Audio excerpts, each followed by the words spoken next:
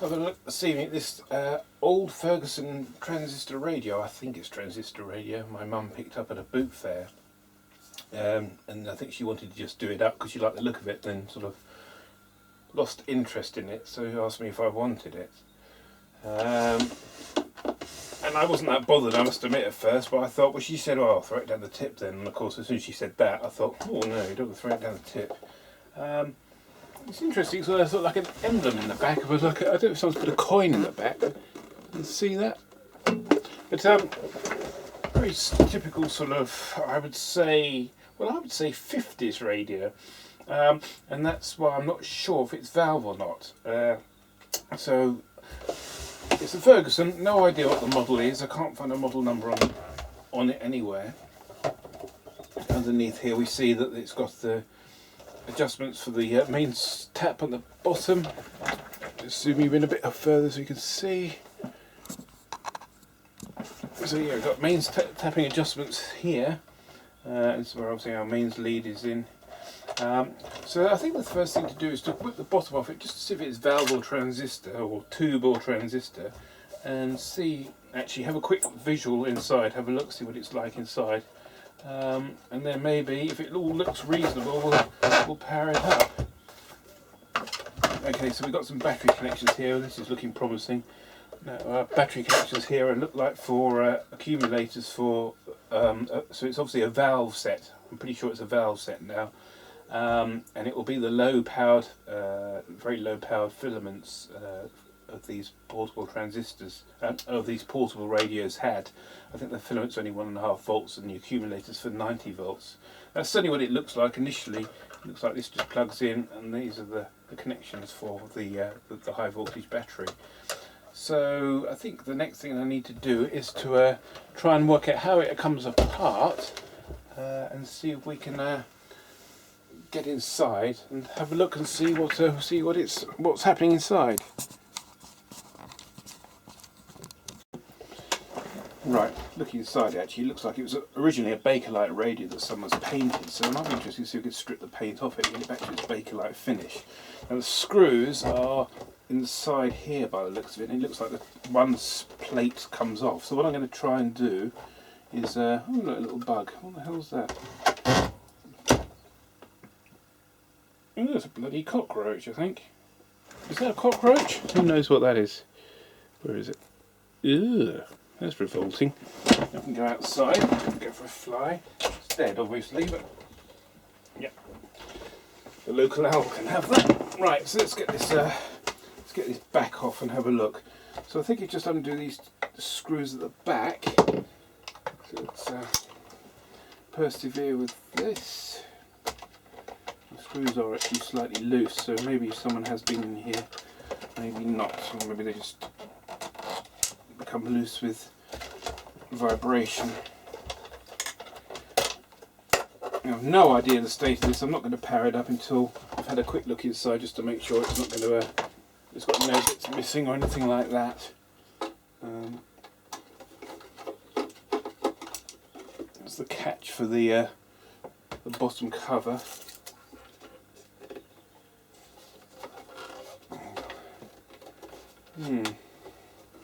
Could be interesting to work out how this comes apart. I've got 2 screws at the back here, but I can't see 2 screws the other side. It could be it sort of pulls apart, and then it's on a sort of like a joint, like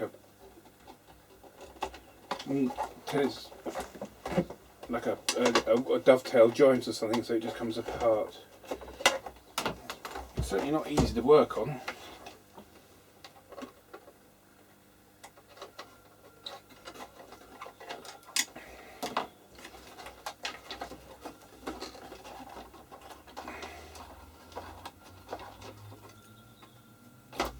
Okay.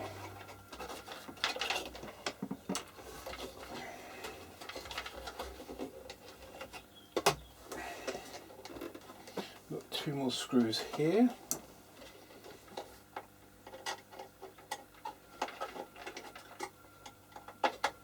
What I will have to do is find out the model of this and see if we can find any service data online. I might have the service data actually. I have got a DVD with service data on. So okay, that's that apart, but it's not obvious how this thing comes apart. I'm sure someone's watching and thinking, I know how it comes apart. It's blatantly obvious, but it's not at the moment. Well, not to me, it isn't. Having another look around the side. Can't see anything obvious there. Apart from a few spiders' webs. Okay, so let me pause the video while I work out how this thing comes apart. Okay, I thought the two sides separate, but it looks like all you do, I'll actually pull this piece of clip off here. I don't think that needs to come off. You just pop these cardboard sort of flaps out, and it looks like that just pulls out of there. Use this. Yeah, it's just caught behind the back of the power switch. There we go. Well, we've got that far. I can actually see the insides of it now.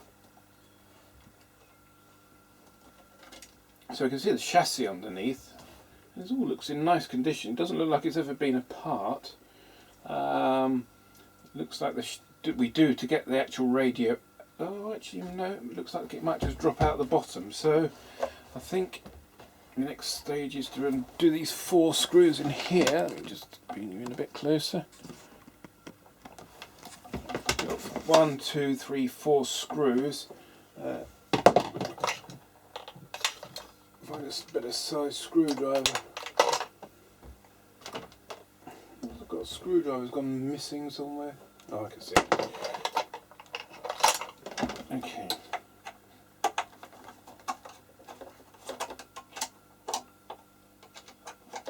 Get these screws out.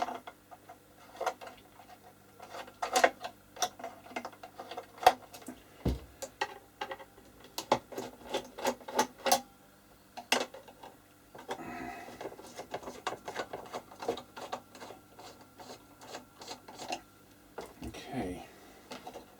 Does that make the chassis loose? No, not yet. I'm just trying to work out how this thing's going to come apart, because I've got this tuning knob and volume control on the front, so I think I'm going to have to undo the... I think I'm going to split the 2 sides, but at least get these screws out. They're self-tappers by the looks of it.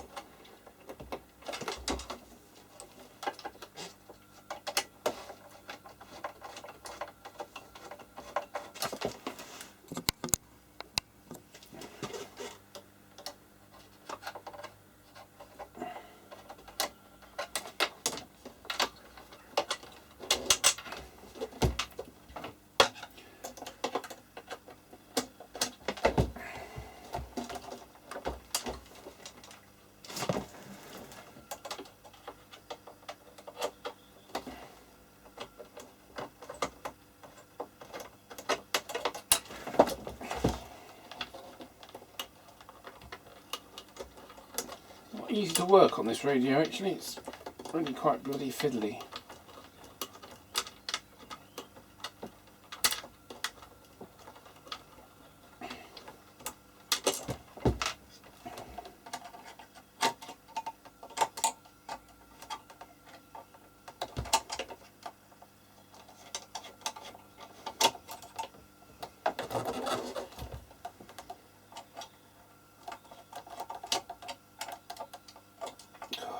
Real bloody fiddly old radio this is.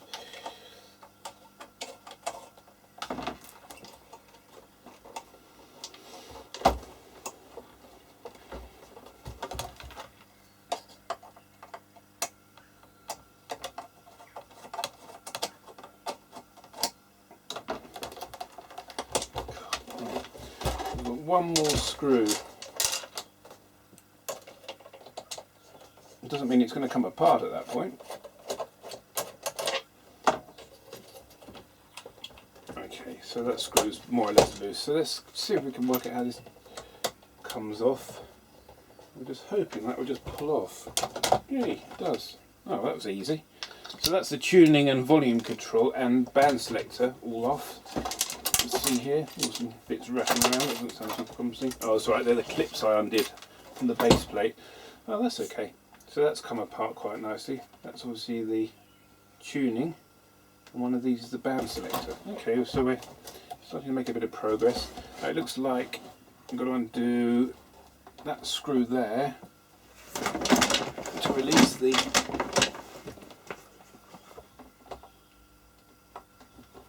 oh that's yeah, that'll do it.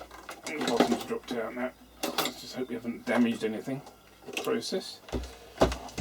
So the thing's loose now, including the speaker. What we've got to do is, I'm just hoping it's going to wriggle out without me having to split the two sides. I really don't have to do that. I wouldn't have thought you'd need to be honest with you. Okay. Well, it's very tight in here, that's for sure. And it's jamming on something.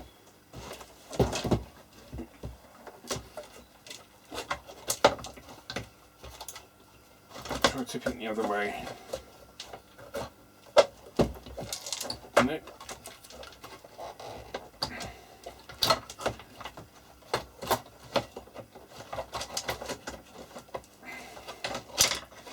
It's out. Okay, there we go. So there's the chassis, there's the internals. Don't worry about that. Now that's the grill that had fallen out the top of the radio that was missing. There you see the hole gaping through the top. I don't know if you can see that. Zoom out a bit now so you can see a bit better.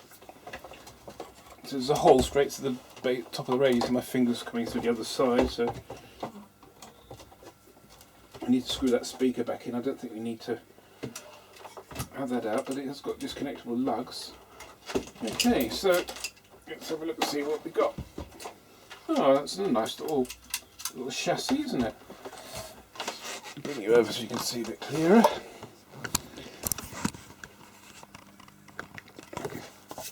So it's a, sure enough, it's a valve set, as we sort of ascertained fairly quickly. We've got this selenium rectifier up here. Looks like a two-stage IF, long wave, medium wave. Transformerless design, i.e. it doesn't have a mains supply, mains transformer. It looks using this dropper resistor here, like the DAC 90s used to use, and a lot of serious strong sets used to use. If you didn't have enough valves to make up the 240 volts, they just used to use a dropper resistor. I also noticed when I was taking it apart, it's got this pot on the bottom here, and that pot looks like it's wired in series with the mains, and is probably adjustment for your line voltage. It has on the base, if you can see here, it shows the you just turn it to the voltage, so you've got this variable voltage to whatever you want on the mains. Now that could be always a bit suspicious of things like that, because it's such an easy pot to turn. It's very easy to just blow all the filaments in on the valves, so let's hope that hasn't happened. But inside, it's pretty unmolested, isn't it? I mean, it's all there. I can't see any signs of any burning or anything. It's got the capacitor's date code of 1956. So it's what? Well, it's 60 years old. A couple of these grid coupling capacitors and things like that will need to be checked to make sure they're not leaky. Obviously, what I think I'll probably do first off is power it up just to see if it's okay, and we'll probably do that with a Variac anodine bulb, so that will be part of the next video. The rest of it looks okay, as long as the valves are okay and no one has whacked too many volts through it. The main smoothing capacitors here, nice easy little set to work on. Despite having a job getting it out of the case, it's okay. That's a audio transformer there, reasonable size for the size of the speaker anyway. So can't see anything obviously that looks atrocious. We need to find a service manual for it, but I think the probably next thing to do is do a couple of checks on the capacitors, maybe just by powering it up. Actually, that's not a grid coupling capacitor because it's going to chassis, so it's maybe a cathode bypass or something like that. If these are the grid capacitors here, these will be fine. So that's probably okay as well. So there's not really, looking at this radio how it is now, there's not a lot for me stopping me turning this on. Actually, there's nothing here that will is going to cause a problem. So let's have a look at this. I think the next video will be plugging it in and seeing if we get any sound out of it.